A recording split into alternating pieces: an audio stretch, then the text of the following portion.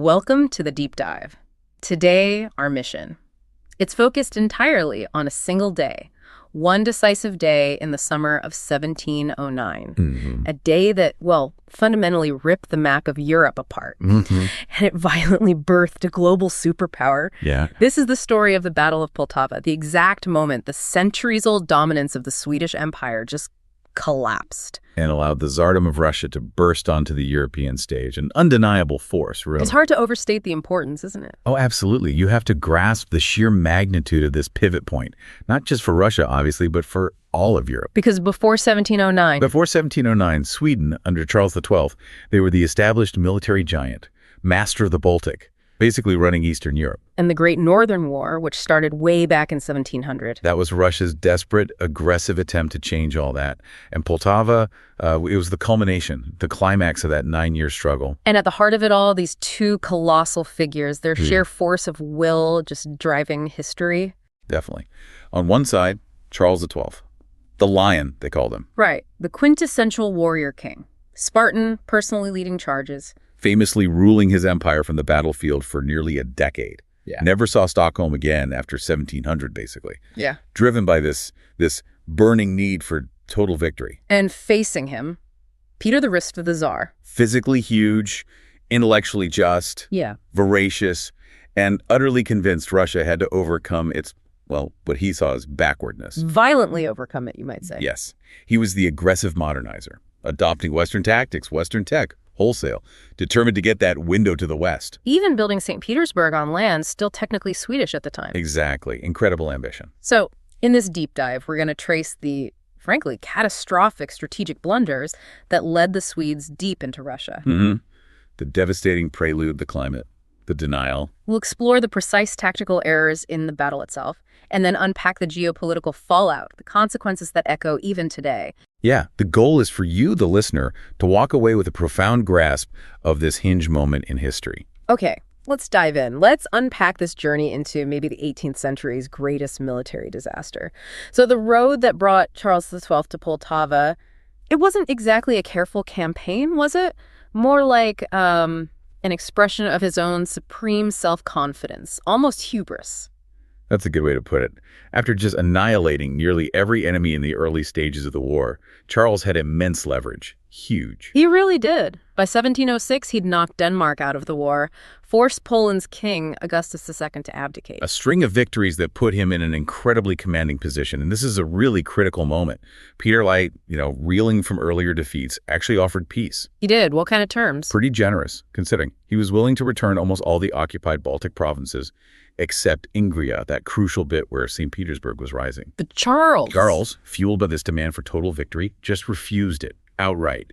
He wanted nothing less than Peter's unconditional surrender. Wow. And that refusal, that committed him, didn't it? It committed him to the long, devastating march east, starting from Saxony, August 1707, with this formidable force, nearly 44,000 men. A decision based on past glories, maybe? Ignoring the sheer reality of Russia? I think so. Charles assumed Peter would meet him in a big, decisive, set-piece battle. That was the Swedish specialty, after all. Their Karelians were fearsome. But Peter had learned. Oh, Peter had learned his lesson the hard way. No head-on clash. He knew he'd likely lose that. So instead, he adopted that terrifying asymmetric strategy, scorched earth. It sounds brutal. What did it actually mean on the ground for the Swedes? It meant systematic destruction.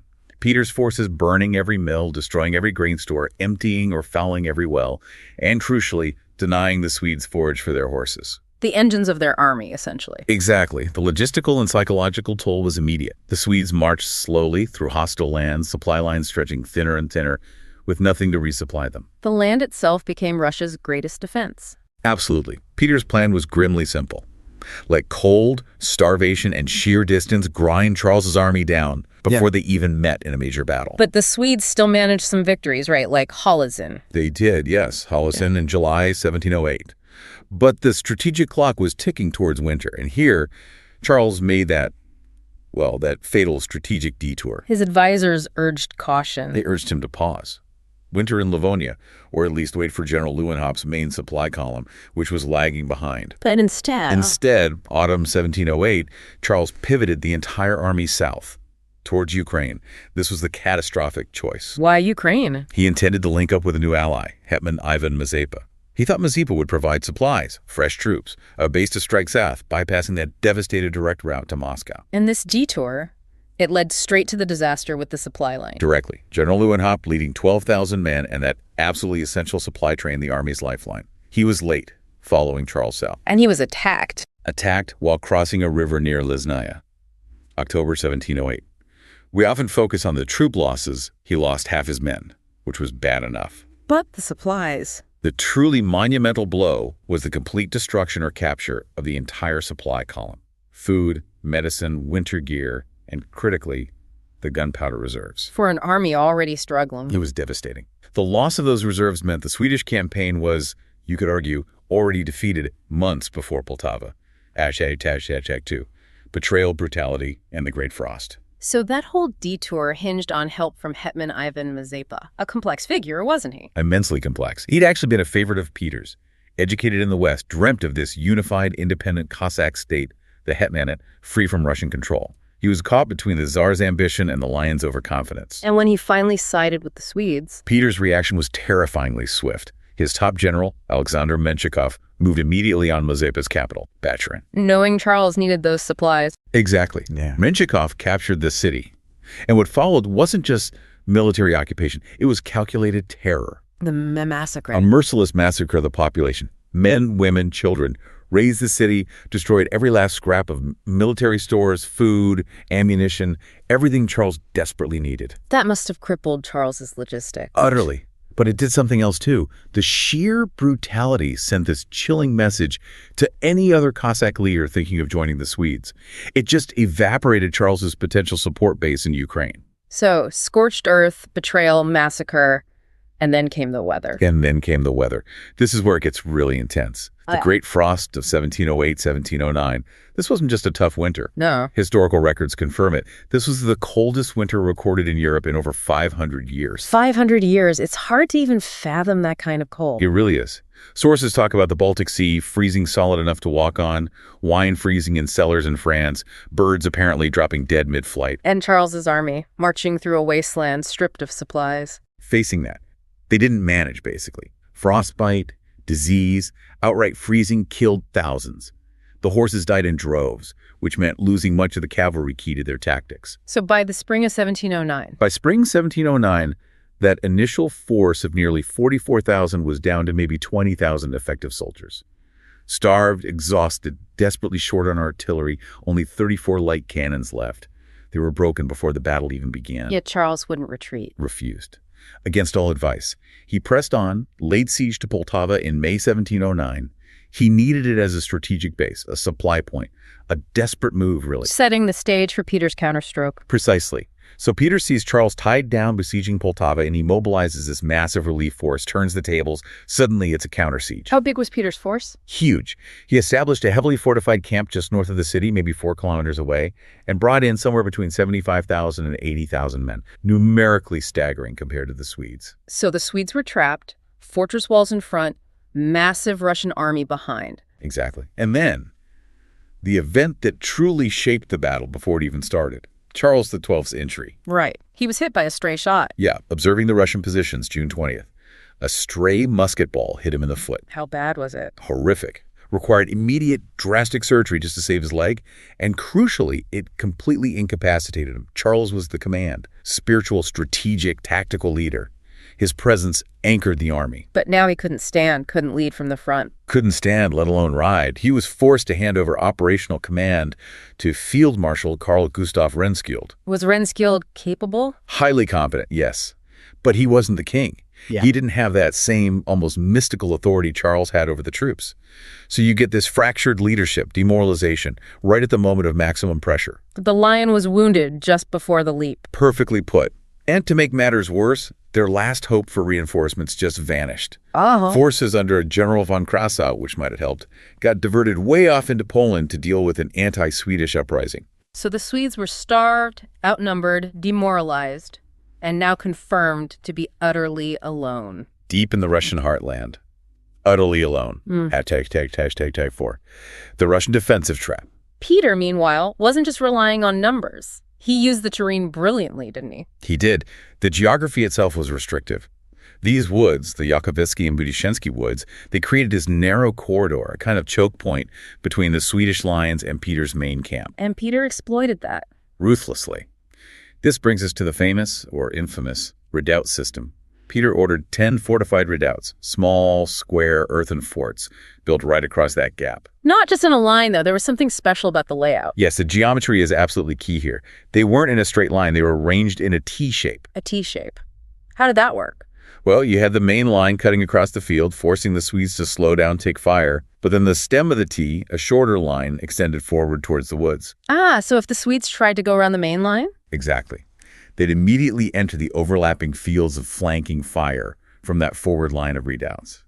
It created this corridor of death, essentially designed to shred the linear Swedish advance. Ingenious. How many were finished? By battle time, 8 of the 10 were done, and manned by about 4,000 Russian troops. And right behind them, Peter placed 10,000 regular cavalry under Menshikov, ready to exploit any disorder the redoubts caused. The whole setup sounds overwhelming. It was crushing. Think about it. Maybe 20,000 depleted Swedes versus 80,000 well-fed Russians, and the artillery disparity. Yeah, you mentioned that earlier. Only 34 light guns for the Swedes. Only 34, low on powder, facing a fortified camp defended by over 80 heavy cannons, plus maybe 32 more guns on the Poltava city ramparts. The Swedes were basically planning a shock assault against a fortress. Yeah. Take 5. The failed surprise attack. The battle begins. Despite everything, the odds, the king's injury, the Swedes knew their only shot was shock and speed. The plan, dictated by Charles from his litter, executed by Renskild. Was a night attack. A swift night attack, before dawn. Trying to bypass the redoubts in the dark, hit the main Russian fort before Peter could get his whole massive force mobilized. Okay, sounds like the only chance they had. When was it supposed to start? Around 2:30 a.m., June 28th, they formed up 4 columns of infantry, 6 of cavalry. But that one vital element, surprise, it was lost, almost immediately. How? What went wrong? A cascade of failures, really. First, logistics. The Swedish cavalry got lost in the dark, arrived late. Second, reconnaissance. When they finally moved forward, they found Russians still working on the nearest redoubts. The enemy wasn't asleep. Not good. Not good at all. And the final blow, a Swedish recon party, led by a Major General von Schlippenbach, was spotted. The alarm wasn't some big trumpet blast, but likely just the sharp crack of a pistol in the pre-dawn quiet. That was enough. Enough to alert the massive Russian camp. So that's nearly 4 a.m. Dawn's coming. The Russians are awake and ready. What does Renskild do? This is a disaster already. It's an utterly catastrophic choice. Retreat means slow starvation, certain defeat eventually. Advancing means, well, running straight into Peter's trap. Did he consult Charles? Briefly, yes, with the immobilized king. And the decision was made. Push forward. Renskild reportedly declared, "In the name of God, then, let us go forward." Wow. Knowing the surprise was gone. Knowing the tactical window was slammed shut, they were committing to a frontal assault against a prepared, superior enemy. Desperate. So the attack begins, and initially there's some success, that typical Swedish discipline. Oh, yes. The advance guard under Carl Gustaf Rus showed that terrifying Karelian discipline. They hit the first 2 Russian redoubts hard, overran them quickly, ferocious hand-to-hand fighting, killed every Russian defender inside. But they couldn't keep that momentum? No. By about 4:30 a.m., they stalled at the 3rd redoubt. Couldn't take it. But even more damaging, really, was the confusion in command. Renskild's orders about the redoubts. They seemed to have been unclear or contradictory. Well, Rus was attacking them sequentially, right? But Limmerhop's 10 battalions on the crucial right flank, they acted differently. Maybe on earlier orders, maybe a misunderstanding. They decided to bypass the first 4 redoubts entirely. So they just went straight past them? Straight past, heading for the back line, which meant the Swedish assault was fractured right from the start. 2 different strategies happening at once, unconnected. What about the cavalry? You said they had some early success. They did. The Swedish left wing charged the Russian cavalry and actually forced a pretty significant retreat.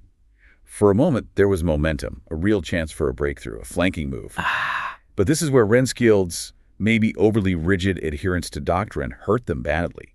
Instead of pressing the advantage, pursuing the disorganized Russians, exploiting the gap, he ordered the pursuit to stop. He stopped them. Why? He waited, paused the entire army's momentum, essentially, waiting for 2 critical hours for General Rus's missing battalions, the ones stalled at the 3rd redoubt, to link up. 2 hours? That's a long time in a battle. A lifetime. It allowed the Russians to regroup, reform their lines, and just consolidate that overwhelming numerical advantage. A fatal pause. Hashtag 7. The collapse of the Swedish right, Rus's surrender. So while the main army is just waiting, what's happening to General Rus and his men back at the redoubts? Their fate was being sealed. Rus and his 6 battalions, that's a huge chunk, a third of the entire Swedish infantry were now critically isolated. They'd pushed too far ahead in that initial successful charge. And they were stuck at the 3rd redoubt. Stuck there, taking heavy casualties in futile attempts to capture it. And the Russians reacted quickly. They reoccupied those first 2 redoubts that Rus had briefly taken. Closing the trap behind him. Exactly. Around 7 a.m., the Russians launched a powerful counterattack. 10 regiments, hitting Rus from 2 sides.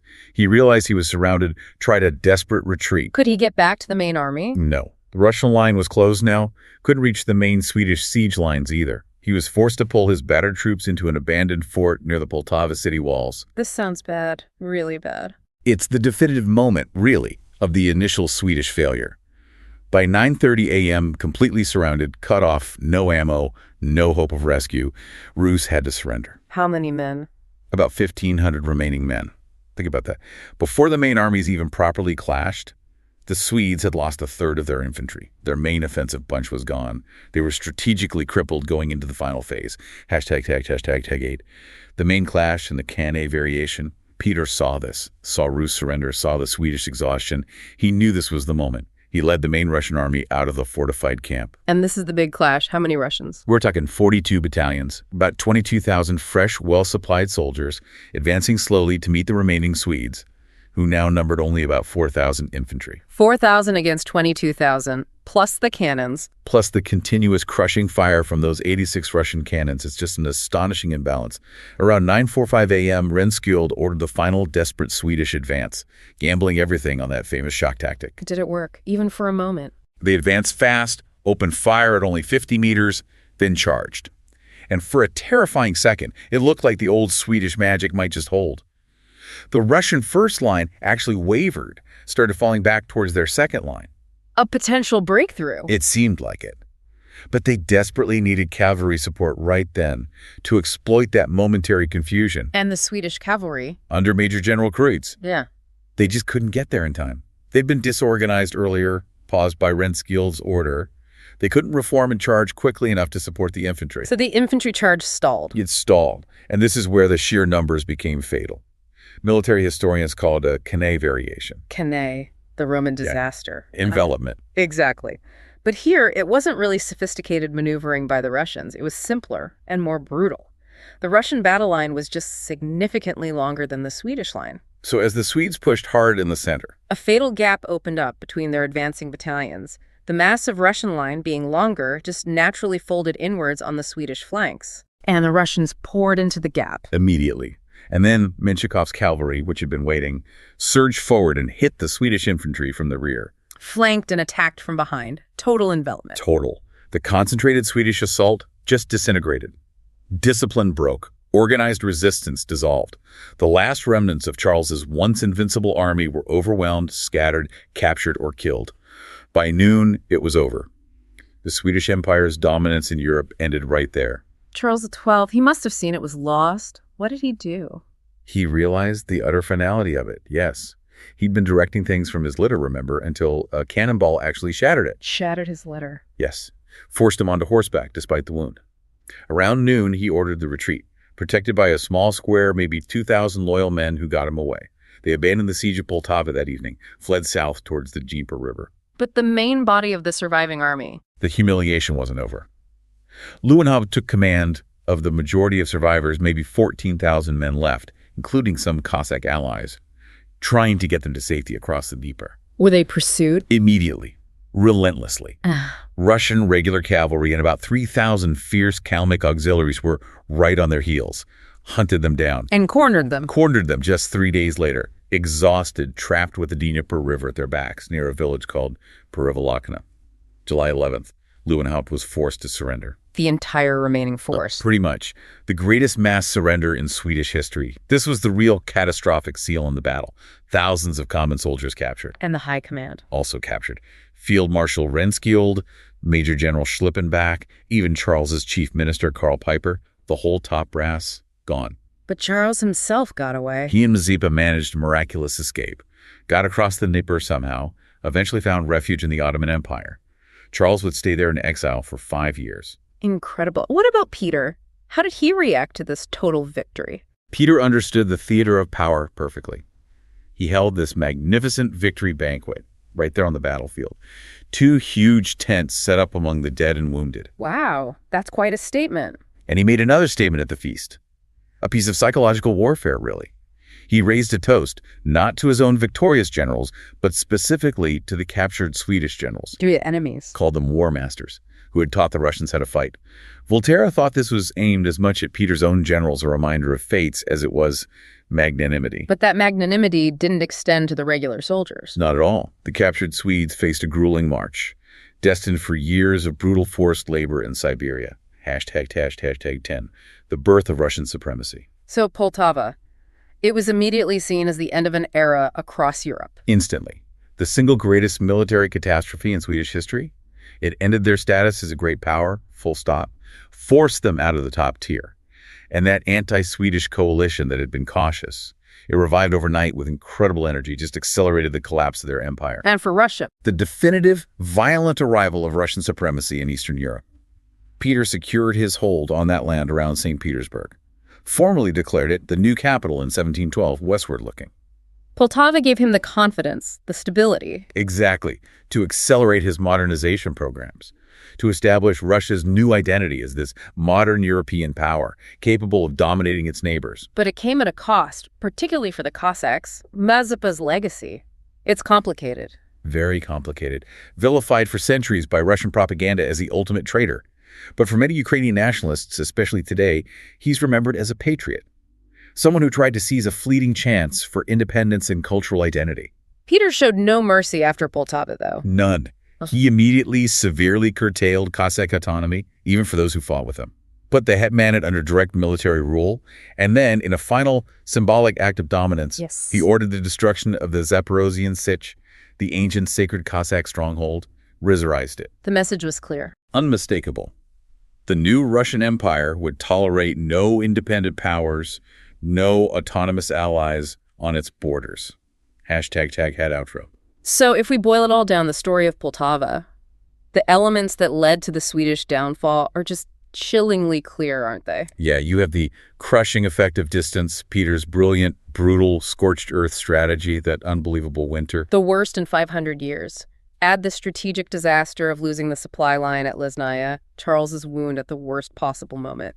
And just the overwhelming numbers and Peter's expertly used defensive trap, culminating in that total collapse and surrender of Perevalokna. It really wasn't just a battle won or lost. It was the moment the global power balance shifted decisively from Scandinavia down to Russia. Defining the next 2 centuries of European history, really, solidifying Russia's identity as this modern, dominating, westward-looking empire. Even as it crushed the autonomy of people like the Cossacks. That internal cost was huge. And Charles XII himself, despite the total defeat, the exile, he apparently retained this magisterial, calm demeanor under fire, fought his way out of tight spots, even while handicapped. Remarkable personal resilience, even in catastrophe. Which leads us to a final thought, something for you, our listeners, to mull over. Was this outcome truly inevitable?